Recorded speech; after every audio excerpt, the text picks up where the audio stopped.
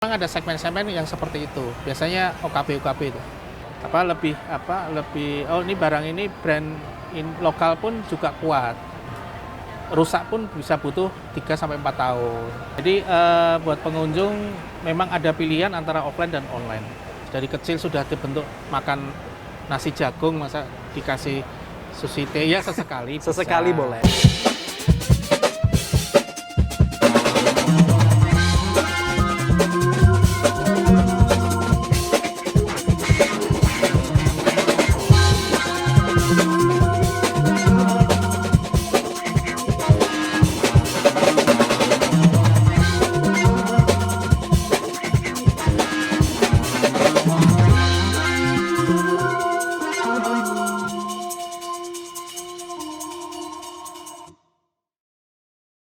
Kita ketemu lagi dalam studio penuh manfaat. Jadi hari ini kita akan ngobrolin tentang dunia ekonomi, dunia belanja membelanja. Mungkin teman-teman masih ingat sekitar 2 minggu yang lalu bagaimana belanja online itu sangat mempengaruhi belanja yang offline. Katanya mall-mall pada sepi, tapi buktinya hari ini Mall Plaza Balikpapan rame-rame saja, baik-baik saja. Dan kali ini telah hadir sebagai narasumber di Stumats, Pak Aris Ardianto selaku Ketua Asosiasi Pengelola Pusat Perbelanjaan Indonesia Kalimantan Timur. Pak Aris, apa kabar? Alhamdulillah. Baik. Baik. Sehat. Sehat semua. Berapa usia sekarang, Pak? Sekarang saya tahun ini 55. 55. Saya pikir 40 tadi, Pak. Alhamdulillah.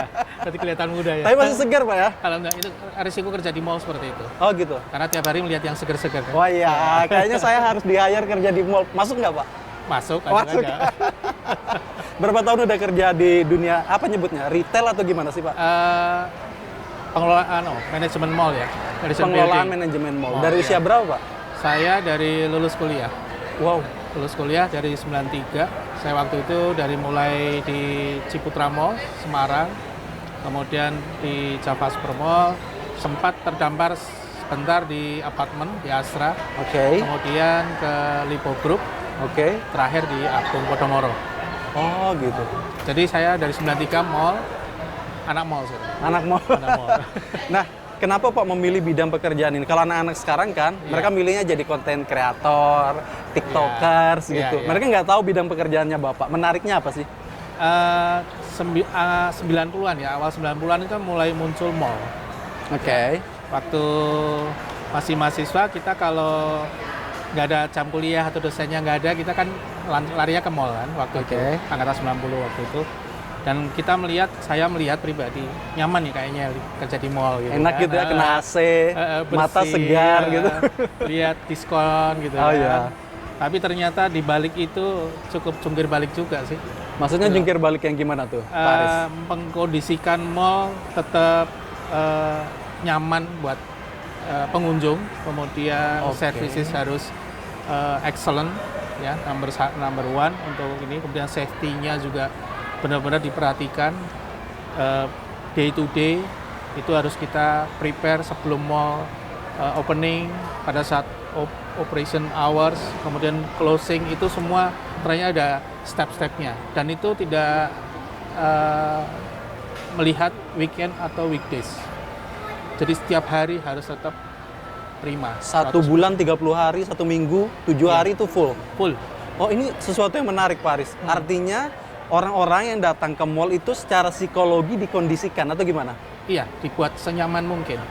Dari dia masuk ke kawasan, dari area parkir pertama kali dia harus mendapatkan suasana yang nyaman. Services dari parkir, kemudian lokasi parkir.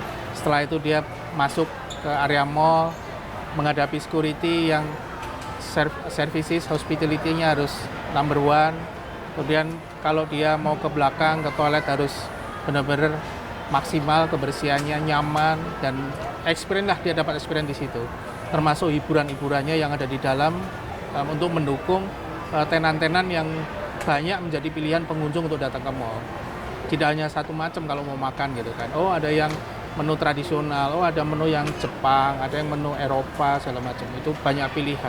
Oh, artinya ada kelas-kelas mall yang ini, maaf nih Pak, Ya. koreksi saja bahasa Betul, saya betul. kalau salah. Oh, ini mall yang buat kelas bawah, ini yang buat medium atau gimana? Betul, memang di APBPI itu memang ada klasifikasi mall, standar C, standar B, standar A. Seperti hotel layaknya. Loh ya, Oh, hotel gitu. kan ada yang bintang Ada yang bintang 5, ada yang bintang 4, bintang 3, ada yang kelas melati. Iya, bintang 2, bintang 1 lah. Yes, biasanya gitu. Sama mall juga begitu. Terus kemudian mengikuti klasifikasi itu, mall sendiri harus tenan-tenannya harus menyesuaikan juga. Oh gitu, misalnya brand tertentu cocoknya untuk mall kelas ini gitu. Betul, ya. Oh, oke. Seperti contoh untuk perlengkapan wanita, pakaian dalam ya. Kalau yang middle itu Minose. Gimana Pak? Minose, brand Minose Oke. untuk middle. Tapi begitu dia naik kelas, dia bisa menjadi bra house. Oh, I see. Jadi ada ini. Kemudian untuk fashion juga begitu. Fashion untuk kelas-kelas middle, anchor itu Matahari, Oke. ya kan. Di bawah Matahari yang low itu Ramayana, Robinson, kemudian Matahari yang tertinggi biasanya Sogo. Gitu. Dan brand-brandnya juga mengikuti. Di Sogo itu yang brand-brand internasional di sini ada kita temui dari grup MAP ya seperti Zara, Stradivarius, Adidas juga begitu. Oke. Karena selain itu nggak ada di Matahari kan hanya yang di middle biasanya. Terus F&B juga menyusul seperti itu, disusun. Sama. Oh, F&B oke. juga begitu. F&B kalau yang kelas middle seperti Ramen One, ya. Kemudian kalau yang di kelas up menengah ke atas itu nanti ada Sushi Tei. Sushi Tei, oke. Ya, Oke, Sushi oke. Tei. Seperti itu. Brand-brand disusun, kemudian konsumen juga dipetakan. Artinya Betul. sampai ke umur juga, Pak Aris. Betul. Kalau Sama khusus Plaza Balikpapan seperti apa? untuk Plaza Balikpapan kita tiap satu semester kita ada kuesioner. Kuesioner, oke. Kuesioner. Kita ambil sampel random 100 pengunjung berbagai umur, berbagai kelas. Kita tanya satu persatu. Dari situ kita bisa lihat mereka karyawan dengan penghasilan berapa. Oh, oke. Kemudian datang ke mall dia berapa lama. Kemudian spending money-nya berapa. Nah, dari situ bisa menentukan yang datang dia di kelas-kelas yang belanjanya misalkan sekali belanja dia 3 juta, 4 juta. Dia penghasilan 10 sampai 15. Begitu. Kalau Plaza Balikpapan spending money-nya rata-rata per berapa tuh, Pak? Kita satu customer, satu pengunjung itu rata-rata di 3 sampai 4 juta. 3 sampai 4 juta. Nah, sekali dia datang belanja. Untuk seluruh tenan atau per satu tenan gitu, Pak? Seluruh tenan. Seluruh tenan. Betul. Oh, gitu. Ini beneran loh, teman-teman saya baru tahu karena saya bukan anak mall. Jadi saya nggak tahu. Oke, ini kan Bapak selaku ketua APPB. Jadi teman-teman, APPB itu adalah Asosiasi Pengelolaan Pusat Perbelanjaan Indonesia Wilayah Kalimantan Timur. Betul. Gitu. Jadi sebenarnya tugas dan fungsinya APPB itu seperti apa sih? Kita bermitra dengan Kementerian Perdagangan. Oke. Jadi kita bermitra juga dengan Asosiasi Retailers. Oke. Di sini kalau di sini saya bisa sebutkan Hipindo. Ya. Kita bermitra dengan Dinas Kementerian Perdagangan adalah bagaimana mengakomodir retailer-retailer yang mau masuk ke tenan-tenan yang ada di Indonesia.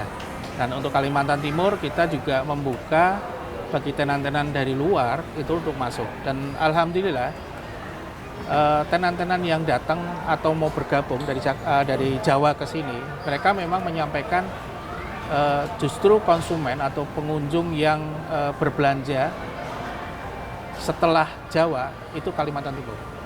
Nomor 2 se-Indonesia? Iya. Oh, justru Di luar bukan Jawa? bukan Sulawesi gitu loh? Bukan. Oh, sampai karena gini, setahu saya harga barang kalau Sulawesi itu perputaran sangat-sangat cepat. Justru Kalimantan, Kalimantan Timur, khususnya Kalimantan Timur. khususnya Kota Balikpapan dong. Betul. Oh, Itu surprise gitu. buat saya. Ternyata begitu. Jadi mereka mau masuk seperti Misue, Oke. es krim itu. Dia ekspansi ke Kalimantan, tapi dia Kalimantan Timur dulu yang di. Baru dia melihat Kalimantan Selatan, Kalimantan Tengah, Kalimantan Barat. Oh, begitu. Wow. Jadi Ternyata kalau- gede banget. Betul. Ya, yang saya ketahui memang si Kalimantan Timur ini adalah pengekspor produk lokal terbesar kedua di Indonesia setelah Surabaya. Tapi saya baru tahu yang ini, Pak. Sumpah, saya Iya. baru tahu ini. Iya. Oke, kalau Pak Aris melihat keadaan ekonomi kita sekarang, Iya. Resesi global terjadi di seluruh dunia, bahkan beberapa negara kayak India itu memutuskan untuk stop ekspor berasnya ke negara lain. Mereka keeping the produk untuk mereka sendiri. Betul. Kalau melihat situasi ekonomi sekarang ditambah dengan arus transformasi perpindahan belanja dari offline ke online, Pak Aris melihatnya seperti apa? Ya, itu memang satu siklus yang kita nggak bisa hindari, dan kita harus selalu mengikuti tren-tren yang ada atau habit pengunjung atau customer yang sekarang lebih ke online. Untuk tenan-tenan itu sudah melakukan online itu pada saat pandemi. Transformasinya pada saat Pandemi. Pandemi itu tidak secara sengaja kita memang harus berubah polanya ke sana online, karena semua dibatasin kan. Mall juga jam operasional dibatasin, kemudian pintu-pintu juga akses juga dibatasin, pengunjung pun hanya 50%. Emang dulu gimana Pak? Pintu dan segala macam itu dulu gimana? Saya nggak paham. Pada saat normal, semua akses masuk ke mall itu terbuka semua. Oh, dalam artian 4 penjuru mata angin semuanya kebuka gitu? Betul. Gitu. Malah lebih kayak dari kalau gitu. Mall itu banyak pintunya ya semua nih. Begitu pandemi di peraturan PPKM waktu itu ya, kebijakan pemerintah itu mulai membatasi, karena kita dibatasin hanya 50% untuk daerah-daerah yang red zone ya, yang merah itu kita hanya 50% pengunjung, makanya pintu dibatasin. Kemudian itu salah satu hikmah yang ditangkap oleh retailers itu online, termasuk juga kita manajemen juga sama, kita membantu tenan untuk memberikan fasilitas online. Kita memberikan fasilitas pengunjung yang akan berbelanja ke mall tidak perlu datang ke mall, cukup dengan klik nomor sekian gitu kan. Pak Aris, saya tahan nih, kalau seandainya nggak datang ke mall nggak dapat pendapatan dong, parkir nggak dapat. Betul, itu memang salah satu impact-nya. Makanya waktu itu kita mau nggak mau efisiensi yang cukup besar, semua gitu ya.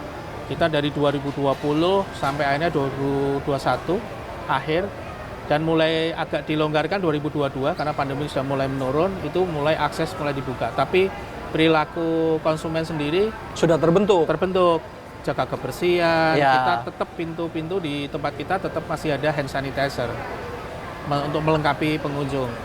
Pada saat online itu memang setelah endemi, masuk pose endemi, online masih tetap ada. Tapi setelah saya bicara dengan teman-teman retailers, itu menurun untuk pembelanjaan online. Justru sekarang lebih ke offline untuk mall ya, untuk mall. Beda sama trade center. Kalau trade center memang mereka yang belanja adalah reseller, dan mereka sudah ada ikatan emosional dengan penjual yang ada di situ. Mereka trennya adalah barang-barang yang tidak branded.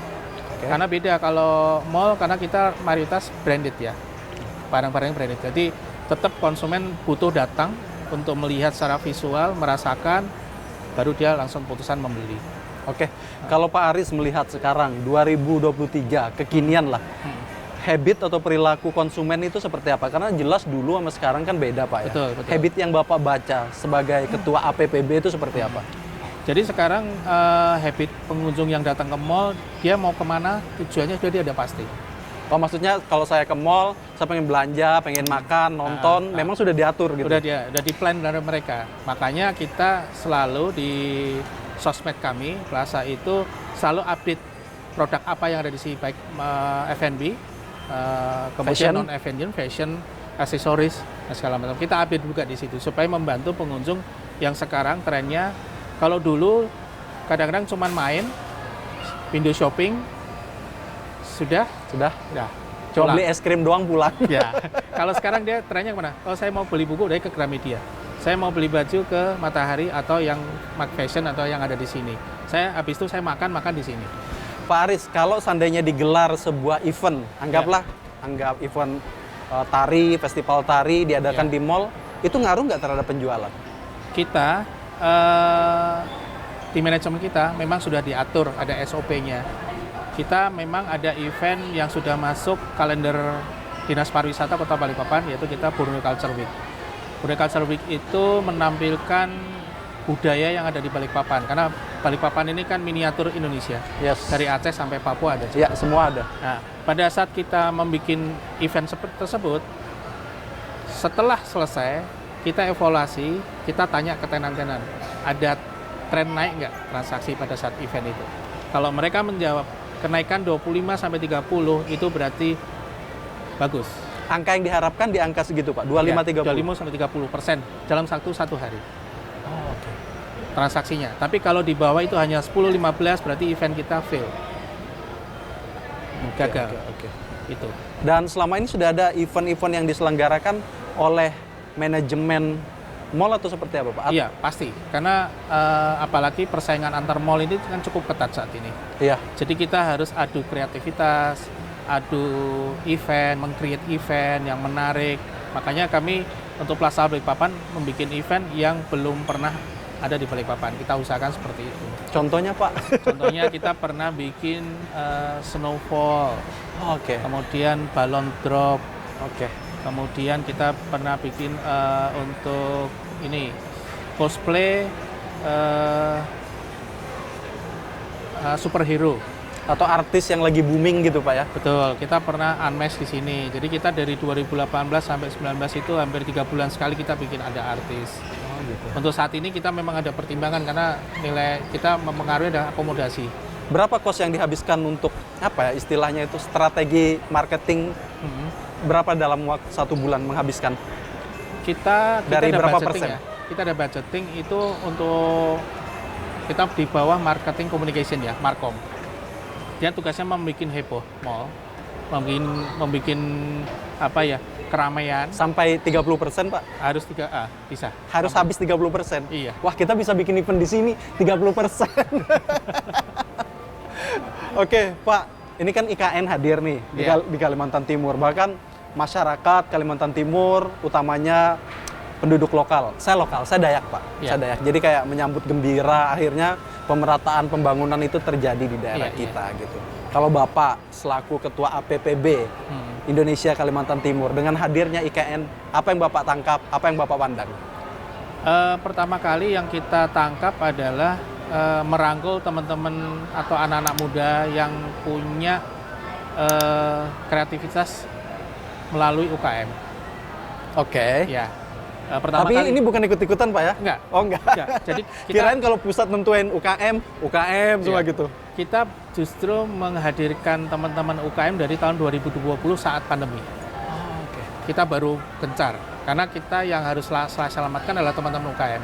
Tapi apa masuk, Pak? Ini kan kelasnya beda. Kalau Balikpapan kan medium up gitu. Medium ke premium malah. Kita zona aja. Oh, zona. Oke, Kasih oke. zona yang khusus UKM. Kita kebetulan punya fasilitas taman. Taman itu kalau kita biarkan saja orang datang ambience taman oke, tapi habis itu ngapain gitu kan.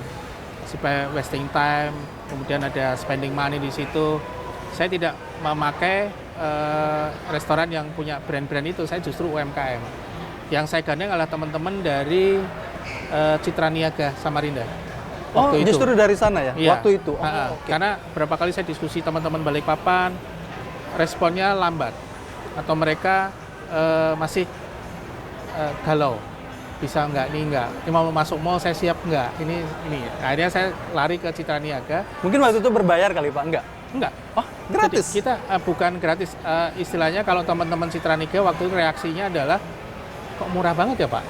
Oh, Gitu. kesempatan nih buat masuk ke mall gitu loh. Betul. Jadi saya memang ada harga publish untuk rental, tapi untuk permulaan saya masih kasih diskon yang cukup besar untuk lebih menarik dan mereka bisa mendapatkan income sebesarnya. Nanti begitu besar, oh kita naikin ya, kita tidak ada penolakan. Oh wajar Pak naik, karena kita income-nya juga bagus. Mungkin kalau di Samarinda dia di bawah perlindungan Dinas Koperasi dan UMKM kali. Jadi dinasnya yang bayarin gitu atau gimana? Tidak, langsung pribadi waktu itu saya. Oh gitu. Jadi teman-teman yang di Citra Niaga waktu itu,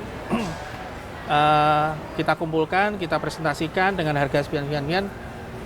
Hari Rabu saya presentasi, mereka sudah datang sekitar 12 orang di sini. Dan langsung, Pak saya minta di sini ya, Kak minta sampai di sini. Langsung tanpa ada tawar-menawar, segala macam gitu loh. Oke. Menurutnya Pak Aris, kenapa produk lokal UMKM ini harus terserap bisa masuk mall. Kenapa mesti seperti itu? Karena sebagian tidak semua manajemen mall di sana melakukan strategi yang Pak Aris terapkan. Iya, karena kita pengen itu ada dampak IKN buat kearifan lokal. Oke. Kita jangan jadi penonton. Meskipun saya bukan orang Balikpapan, tapi saya pengen mengangkat potensi dari Kalimantan Timur, khususnya Balikpapan. Dan saya buktikan bahwa tidak hanya Balikpapan, Samarinda pun saya gandeng gitu loh. Memang Bapak melihat potensinya Kalimantan itu gimana sih Pak? Saya jadi penasaran aja. Luar biasa, Mas. Oh, Luar ya? biasa, iya. Pada saat kita buka booth di taman kami, ada satu tenan, dia dari Samarinda. Dia cerita, surprise Pak, dalam 1 bulan itu, dalam 1 hari bukan. Kalau weekend itu bisa 100 cup. Wow. 1 hari, Satu untuk hari. weekend. Weekdays itu rata-rata di 35-40. Itu untuk minuman F&B? Minuman, hanya jualan minuman aja. Oh, oke. Karena teman-teman setahu saya kalau teman-teman yang jual apa ya, outlet-outlet yang di pinggir jalan sehari 100 cup itu dia jemput bola Pak Aris. Iya. Kalau dia jemput bola baru dia dapat 100 cup. Tapi kalau dia stay nunggu itu paling sekitar 60 cup. Karena saya punya teman yang bisnis minum-minuman kekinian Iya, itu iya. Pak Aris. Kalau di sini cukup tunggu, karena event adalah tugas kami, manajemen. Oh gitu, enak dong. Iya. Event adalah tugasnya manajemen Pak ya. Event tugas kami, promosi tugas kami. Jadi cukup bayar sewa, Anda mendapatkan fasilitas promosi lewat Instagram kami. Kemudian yang kedua, kita ada live music adalah tugas kami. Oke. Gitu. Tadi Pak Aris sempat menyebutkan kalau Plaza Balikpapan itu kelasnya medium. Tapi selanjutnya di tahun ke depan akan dibangun atau sedang dibangun Pak ya. Saat ini yang untuk kelas premium dengan brand-brand internasional. Iya. Nah sementara kan pembelian secara offline itu melambat. Kenapa manajemen berani memutuskan membuka offline store secara besar-besaran? Itu kan investasi yang sangat luar biasa. Betul.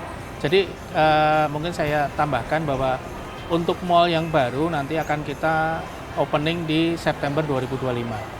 Oh September 2025. Kita sudah siapkan dari sekarang, dan itu adalah kita prepare IKN sudah mulai di sana. Iya, ini tadi saya nebaknya kayak gitu, Ya. Pak. Ini kan otomatis yang punya informasi paling bagus itu kan yang di atas, Pak ya. Betul. Yang dekat sama yang di atas, Iya. yang maha kuasa maksud saya. Makanya berani kan mutusin itu. Iya. Saya mikirnya, oh iya nih karena IKN. Iya. Artinya IKN itu punya dampak yang sangat luar biasa. Betul. Jadi kami berkeinginan dengan adanya IKN pasti akan ASN pada datang ke sini supaya mereka betah di sini.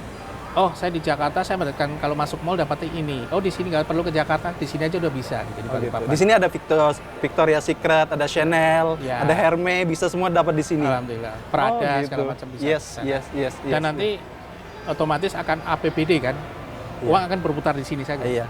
Karena pada saat pencanangan bahwa IKN ada di Penajam Pasir Utara, itu impact pertama di properti kita adalah apartemen. Naik berapa persen, Pak? Apartemen itu dalam 1 hari bisa 4 sampai 6 unit laku. Wow. Dengan harga Untuk kelas ya, ada yang dari harga 900 studio sampai yang harga sampai 2,4 M. itu yang beli orang Kalimantan. Balikpapan, Kalimantan Timur ya, Penajam. Orang Kalimantan kayak kaya ya. Jangan salah Mas, Kalimantan Timur itu potensial pasar yang cukup bagus. Oh, begitu. Enggak, saya itu sempat mikir Pak Aris kalau ini ya, kalau seandainya ibu kota negara kita nggak jadi, saya sebagai putra daerah justru bersedih karena saya salah satu orang yang menjambut sangat gembira dengan hadirnya Iya, IKN gitu loh. iya. Tapi kalau sampai nggak jadi kan sangat disayangkan gitu. Iya, Tapi iya. kan Pak Aris tahu sendiri sampai dengan saat ini kan IKN belum ada investornya. Iya, mayoritas dari investor lokal, nasional ya, seperti grup-grup selain Agung Podomoro ada Agung Sedayu, Pakuwon, dan mereka sudah sign MOU. Saya tahu dari dari grup PBBI. Oke, grup di dalam. Pak, gini Pak Aris, kan tahun 2022 itu Pak Presiden kita mengeluarkan peraturan nomor 2 tahun 2022 terkait dengan percepatan penyerapan produk lokal. Iya. Bapak sebagai Ketua APPB, itu pandangannya seperti apa atau sudah menyiapkan strategi apa gitu loh? Iya, itu kita kolaborasi dengan Kementerian Perdagangan, salah satunya yang selalu disampaikan adalah UMKM atau lokal itu yang dikedepankan. Jadi ada 1 bulan, kalau nggak salah nanti sekitar bulan Oktober ya. Oktober itu bulannya UMKM. Oke. Jadi nanti sekitar mengambil 10-15% zona yang di mall masing-masing itu ada kearifan lokal. Itu sudah menjadi salah satu masuk di misi APBPI. Tapi mall untungnya di mana, Pak? Kan yang masuk nanti yang dibeli produk lokal gitu. Iya. Untungnya di mana itu? Kita subsidi silang sih, Mas. Subsidi silang. Iya. Ini saya harus dengar gitu. Pak, saya punya bisnis walaupun Iya. kecil-kecilan. Iya. Tapi saya senang dengar ya. Gimana, Pak? Konsep subsidi silang itu gimana?